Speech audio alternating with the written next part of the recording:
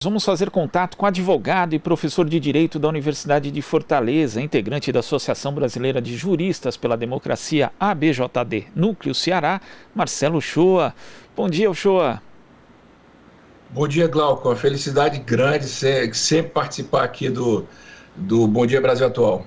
Felicidade é nossa também, Uchoa.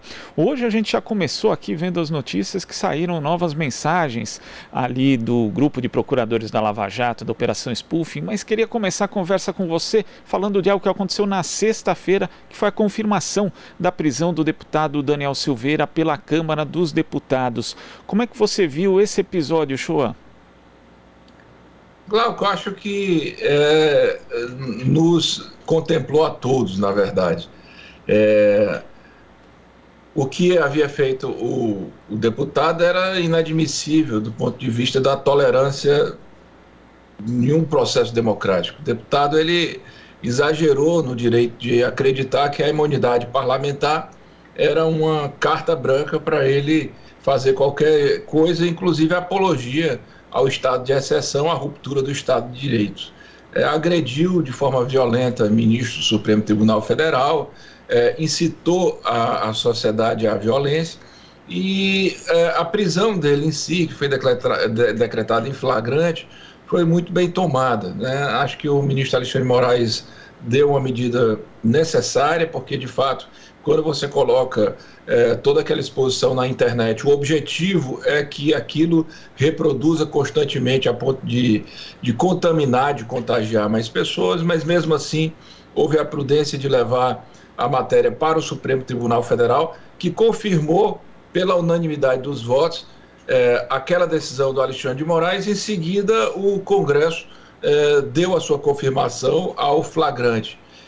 Portanto, acho que ali há um ponto de divisão importante nesse cenário conturbado da história do Brasil, Glauco, porque foram duas instituições que se manifestaram de forma muito categórica, expressiva, contra essas tentativas de ruptura do Estado democrático. Não foram só, não foi apenas uma maioria, foi uma maioria muito expressiva, aquela da Câmara dos Deputados, inclusive com votos bem fundamentados, com colocações assim que demonstram que daqui para frente haverá um posicionamento mais efetivo e menos complacente com essa loucura que se tornou o Brasil, em que qualquer pessoa diz qualquer coisa, insuflando à sociedade a violência. Eu acho até que este deputado é um deles, foi alguém que já foi insuflado lá atrás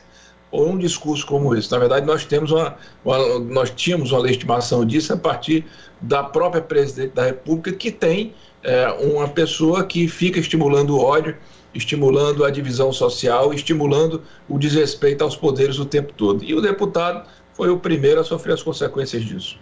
E o deputado, inclusive, é investigado pelo inquérito, chamado Inquérito das Fake News, e ontem o ministro do STF, Dias Toffoli, adiantou ao programa Canal Livre da TV Bandeirantes que foi detectado ali financiamento internacional em relação justamente a esses grupos que fazem aí, que atentam contra a democracia, tanto principalmente no meio virtual, mas também, inclusive, né, com alguns protestos presenciais. Como é que você viu essa revelação, Uchoa?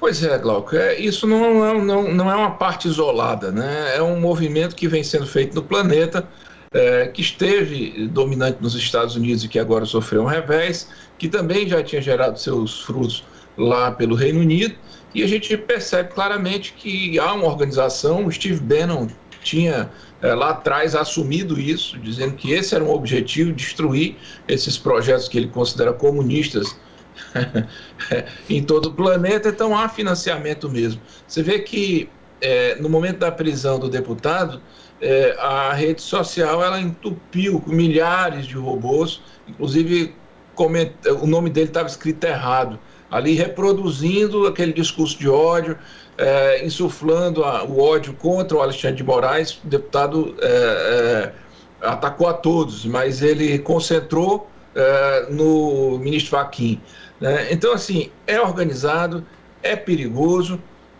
e demonstra também e nos faz ter a convicção de que o deputado também não é uma célula isolada. Você vê que quando ele foi preso, outros 2 deputados do Rio de Janeiro se colocaram de forma violenta, Carlos Jordi, salvo engano, e Labre, alguma coisa assim, nos twitters, tentando descreditar o STF, aquela decisão. Ao mesmo tempo, comunicador social lá do outro lado do país vem dizendo que aqui no Brasil tem que acontecer o que aconteceu na Singapura, um golpe. Ao mesmo tempo, pastor de uma determinada igreja começa a ameaçar outros pastores se votarem contra. Então, os filhos do próprio presidente da República, um diz que está com o estômago embrulhado, o outro diz que vai votar contra pela liberdade de expressão. Quer dizer, Glauco, não é uma coisa isolada, é uma estratégia organizada, e nós estamos naquela situação. Ou realmente as instituições resolvem tomar uma providência agora, como fizeram lá nos Estados Unidos, né? Que lá, independentemente do Trump ser do Partido Republicano, o Partido Republicano tomou uma providência, né? A nova ministra indicada lá na Corte Suprema pelo Trump tomou uma providência. Ali está em jogo a democracia, e na defesa da democracia você não pode dar aso para esse tipo de pessoa. Mas essas declarações, por isso é tão importante o inquérito das fake news, porque vai demonstrar claramente que não são pessoas que na sua inocência ou na sua ignorância estão tentando convencer a sociedade de que a democracia é ruim. São pessoas que estão sendo remuneradas para tanto. Aí você pensa, não, mas o deputado não está sendo remunerado. Meu amigo, ele ganhou um mandato, né?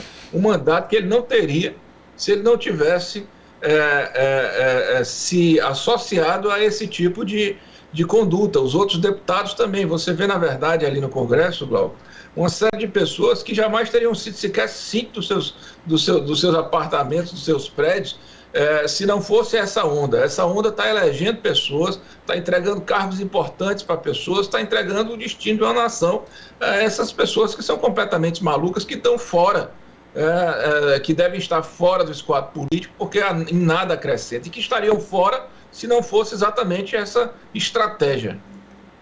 E quando você lembra disso, né, que essas pessoas não estariam no parlamento se não fosse essa onda, é bom lembrar também que a onda é justamente muito derivada dessa questão desse aparelhamento, né, dessa máquina de produzir e de disseminar fake news, principalmente pelo WhatsApp. A gente viu aí várias pessoas ganhando projeção, inclusive com votações inesperadas por conta do envio, do disparo de mensagens instantâneas ali às vésperas da eleição. Quer dizer, as fake news influenciaram, obviamente, na eleição de Jair Bolsonaro, mas não só ele, na verdade, de vários parlamentares em diversos lugares do Brasil. Por isso que é importante, né, Uchoa, definir direitinho, investigar isso e saber a origem desse dinheiro, até para que não se repita esse processo em 2022.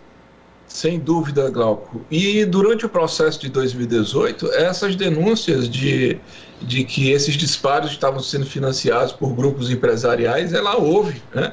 E houve uma demonstração clara disso, mas o TSE, na época, tolerou. Essa que é a verdade, né? E aí não dá 2 anos para o judiciário ver o quão perigoso é isso, né? A gente não pode esquecer de que o STF também está agindo dessa maneira. É claro que há uma defesa da democracia, há uma defesa da institucionalidade, mas é uma defesa deles mesmos, né? Eles agora estão percebendo que eles podem ser os prejudicados por essa onda de intolerância, porque se eles não tivessem tolerado isto há 2 anos atrás, ou o Congresso não tivesse tolerado a postura do atual presidente no momento em que era deputado, mas que proferia todo dia uma agressão ao Código de Ética, porque não há Código de Ética, Código Disciplinar ou direito à imunidade que possa permitir uma pessoa defender o estupro de outra, né? Se num determinado momento essas coisas tivessem, ou então defender um torturador da ditadura, ou defender constantemente a queda do regime, se no momento adequado as instituições tivessem havido, nós não estaríamos sofrendo as consequências disso agora. Agora você vê que as consequências não são só o risco de uma ruptura democrática, as consequências são mesmo na irresponsabilidade. Veja só, você tirar um elemento do submundo da política e colocar na presidência. Quais são as consequências disso, Glauco?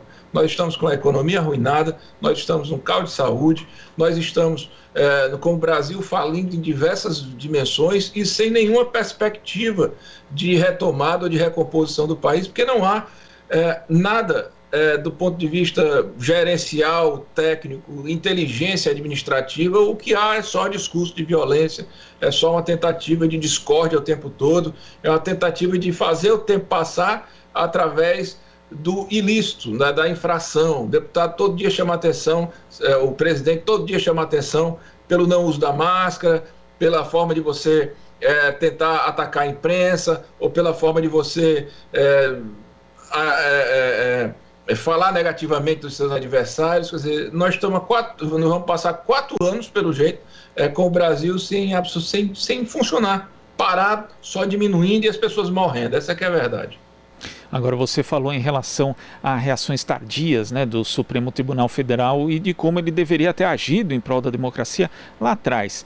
A gente lembra de outro episódio que de novo, na verdade, causou repercussão recentemente, que foi a ameaça por Twitter do general Vilas Boas, ali em 2018, por ocasião de um julgamento do habeas corpus do ex-presidente Lula. Houve uma ameaça expressa ao Supremo Tribunal Federal, lida inclusive no Jornal Nacional, sem causar qualquer tipo de constrangimento, e que teve uma resposta ali por meio do então decano Celso de Mello, mas ficou por isso mesmo. Agora que veio a revelação pelo próprio Vilas Boas de que outros integrantes da alta cúpula das Forças Armadas sabiam daquela mensagem, tivemos a reação do ministro Fachin, e agora o ministro Luiz Fux, presidente do Supremo Tribunal Federal, disse que o ministro da Defesa conversou com ele, falou que não é bem assim, que não pode ter animosidade ali com as Forças Armadas, tentando botar aquele pano quente. Inclusive, foi esse episódio do general Vilas Boas vindo à tona novamente,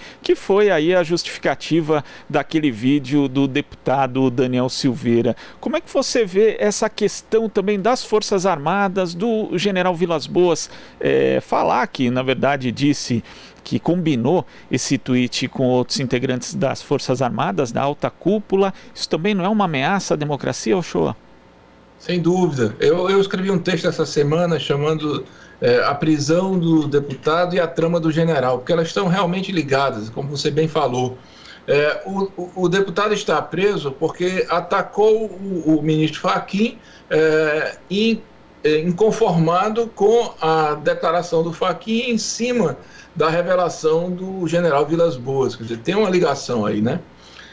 Mas olha só, essa posição do Fux, que eu também interpreto como você interpreta, aquela velha tentativa de passar panos quentes, ela não cabe nesse momento, porque, na verdade, não é uma questão de se pedir desculpas ao Supremo Tribunal Federal. O que houve ali foi uma ameaça à nação, é uma ameaça de militares que têm como função a defesa da pátria, confabularem na sua alta cúpula para impedir que o Supremo Tribunal Federal fizesse aquilo para que constitucionalmente está estabelecido, que é dar uma decisão.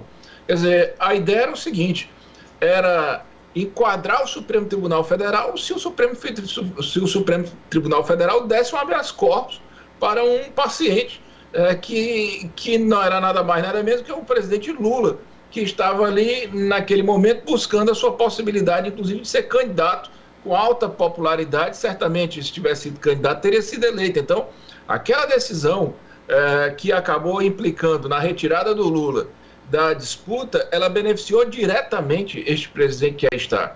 Quer dizer, houve ali uma ruptura democrática, mas pior do que isso, houve uma insubordinação, houve uma conspiração que precisa ser apurada, porque as responsabilidades precisam ser tomadas. Não adianta pedir desculpa para o Fux. Essa satisfação precisa ser dada à sociedade.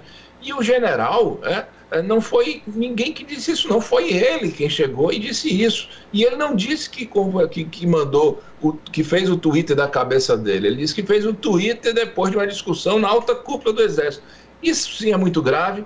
Isso sim demonstra que a nossa democracia ela está muito tímida, muito suscetível, e nós precisamos, de uma vez por todas, levar essa situação a séria. É isso que eu espero que as instituições façam.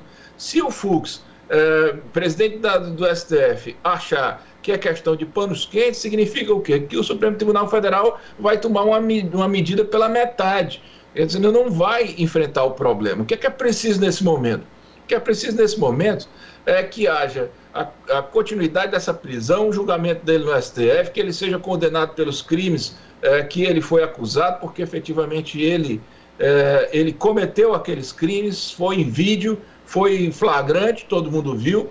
Ele precisa ser cassado pelo Congresso, pela Câmara dos Deputados. É preciso que a sociedade entenda que não pode mais eleger pessoas como essa. Por outro lado, o Supremo Tribunal Federal tem que, no mínimo, abrir um inquérito contra este general para saber de fato o que aconteceu ali, para que providências sejam tomadas. E mais, o Supremo Tribunal Federal precisa pautar o habeas corpus do presidente Lula, conceder o habeas corpus do presidente Lula, anular os processos do Moro, tomar todas essas providências, Glauco, porque nós precisamos agora colocar os pingos nos is desse país, e isso precisa ser através da verdade histórica. Nós não vamos resolver o problema da democracia desse país se a gente não tentar recompor todos os equívocos que foram feitos durante todo esse tempo. Mesmo assim será difícil, porque nós estamos aí vendo uma depredação do Estado brasileiro, e não vai ser fácil recompor isso. Mas esse caminho tem que ser feito. O Supremo Tribunal Federal tem que condenar esse deputado, abrir um inquérito. Eu estou falando de abrir inquérito aqui porque eu não sou penalista, porque tem penalista que diz que aquilo ali era caso de prisão em flagrante, hein? Eu tô falando aqui que eu não quero dizer uma coisa que eu não esteja tecnicamente convencido, mas no mínimo um inquérito judicial tem que ser feito para apurar aquilo ali.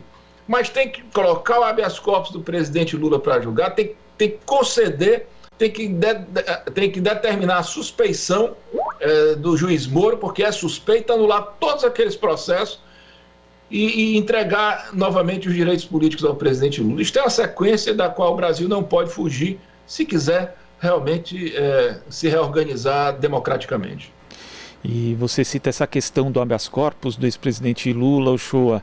A gente sabe que mesmo antes da divulgação das mensagens que hoje estão no âmbito da Operação Spoofing, né, mostrando ali a colaboração entre o então juiz Sérgio Moro e procuradores da Lava Jato, você e literalmente centenas de juristas aqui no Brasil e de fora também denunciavam as ilegalidades da Lava Jato. Agora, as novas mensagens que vêm à tona mostram ainda colaborações em outros níveis, como por exemplo, na sexta-feira nós tivemos a divulgação de mensagens mostrando o juiz Márcio Schiffler, um assessor do Supremo Tribunal Federal, também ali fazendo orientações para os procuradores da Força Tarefa da Lava Jato de Curitiba. Como é que você viu mais essa revelação, Uchoa?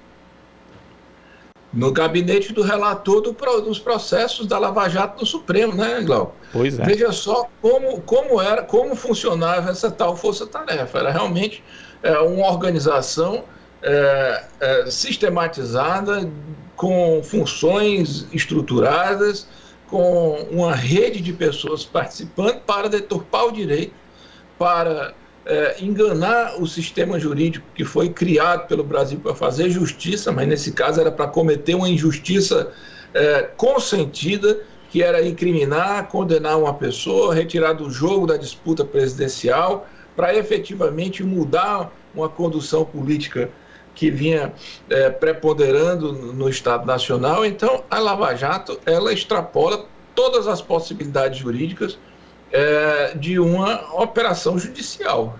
Isso aí é outra operação judicial, não é? E veja só, que as mensagens, porque quando a gente fazia esses questionamentos, Glauco, a gente mostrava que o Moro ele era parcial pelas evidências do curso do processo. Quem lida com uma ação jurídica de forma cotidiana, como a gente lida, a gente sabe que existiram certas ações que eram completamente esdrúxulas. Uma condução coercitiva de alguém que não está respondendo nem o inquérito, com 200 policiais, né? Você ser chamado, por exemplo, forçar a barra para criar uma coisa que começa numa lava-jato, numa empresa pequena de lavar carro, para depois tentar demonstrar o maior escândalo de corrupção da história da Petrobras, para no final cair no presidente da República, divulgação de áudio para o Jornal Nacional de uma fala da presidente da República tirada no telefone de forma ilegal. Quer dizer, aquilo ali estava claro, que o Lula já estava condenado antes de começar a agir. Mas o que a gente tem visto a começar, já estava condenado antes do processo sequer começar, né? E aí muitos passos do processo demonstraram isso. Mas o que a gente tem visto ultimamente é que a Lava Jato é muito pior do que isso. A gente não sabia, por exemplo, que o procurador e o juiz, a gente sabia que conversava sobre processo. A gente sabia que conversava sobre a orientação ao procurador, a retirar a procuradora da sala de audiência. A gente sabia que havia a confabulação. O que a gente não sabia, por exemplo, é que eles discutiam divisão de dinheiro entre americanos e suíços. Isso aí a gente não sabia. A gente não sabia essa história do juiz que estava plantado dentro do gabinete, né, do Supremo Tribunal Federal. A gente não sabia dessas coisas que essas mensagens estão trazendo, e é por isso que elas precisam ser divulgadas, Glauco.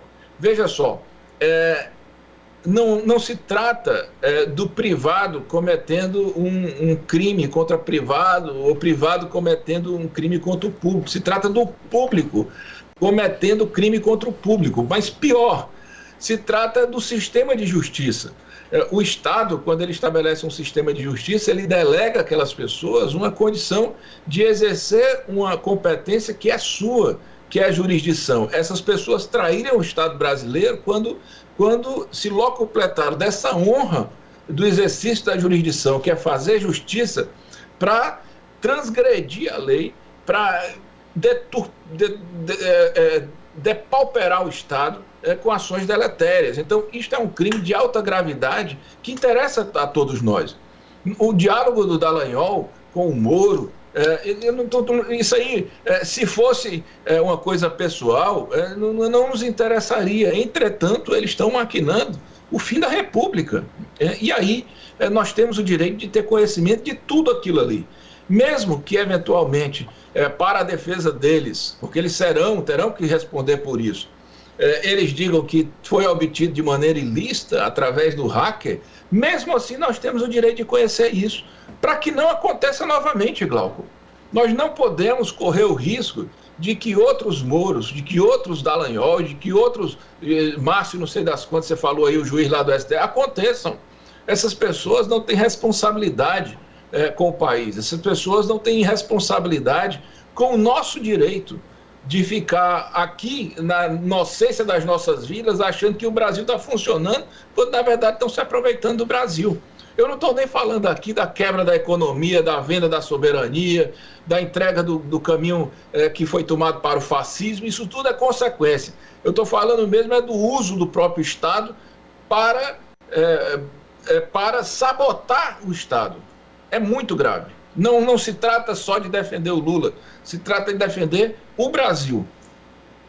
E é interessante, né, Uchoa, porque quando você fala que era uma operação que ia além do âmbito jurídico, hoje mesmo nós tivemos uma outra revelação de mensagens, está ali no portal UOL, mostrando que o procurador Deltan Dallagnol trabalhava numa proposta legislativa para mudar a forma de escolha dos ministros do Supremo, segundo ele, para não entrar um outro Toffoli, e também para facilitar a abertura de processo de impeachment. E a gente vê que é sempre de impeachment de ministros do Supremo, claro, e a gente vê sempre que é uma forma de trabalhar lidando ali com a manipulação da opinião pública, trazendo parte da mídia para o lado, já que existia também uma relação muito estreita.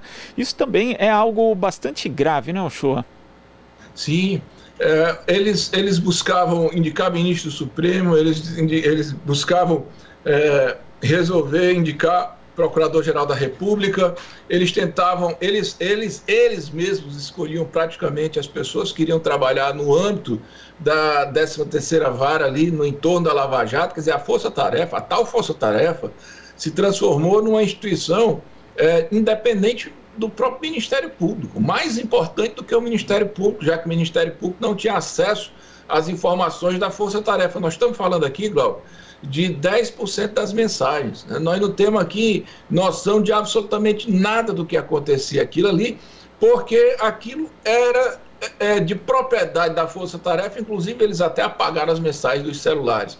Mas olha só que absurdo, uma força-tarefa que, sem o conhecimento do Ministério Público, planeja a fundação com os Estados Unidos, a criação de uma fundação bilionária com o dinheiro da Petrobras. Isso a parte o conhecimento das autoridades competentes. Era uma força-tarefa que negociava direto com a polícia do exterior sem o conhecimento do Ministério da Justiça. Então, o Dallagnol, ele realmente se achou importante demais, sem falar que ele achava, já se colocava candidato a senador. Na verdade, o Moro queria ser presidente. Essas pessoas utilizavam as funções que tinham para fins completamente diferentes. E como você disse, teatralizando sempre as ações. É por isso que a BJD, essa associação da qual eu integro, já entrou com um pedido de apuração jornalística lá na Globo, para que aquele jornalista que escreveu a biografia do Dallagnol se explique, porque o Dallagnol, ele que escreveu sobre a Lava Jato, né? O Dallagnol coloca no texto dele que estava revisando o livro do jornalista. Quer dizer, é brincadeira. Por isso que, imediatamente, antes das ações serem deflagradas, o primeiro a chegar era o representante da Globo, era o representante do antagonista. O antagonista parece que era quase sócio, né? Segundo o próprio Walter, que captou as mensagens, ele coloca isso claramente. Então, eles tinham uma rede de pessoas que era fora do judiciário, que cooperava, né, com essa estratégia de tentar convencer a opinião pública. E era uma estratégia tão pesada, Glauco, tão forte, tão efetiva do ponto de vista do convencimento, que até ministros do STF entraram nessa. Ministros que hoje dizem que, se tivesse noção do que era a Lava Jato, porque é claro que dentro da administração pública a presunção é de legalidade do ato público. Se tivessem noção mínima do que era aquilo ali, teriam agido diferente. É o caso do ministro Gilmar Mendes. É o caso, por exemplo, do ministro Marco Aurélio. Hoje a gente percebe que eles se colocam de forma muito, muito contrária às estratégias da Lava Jato. E no momento em que estava acontecendo, deram suporte. Infelizmente, deram suporte.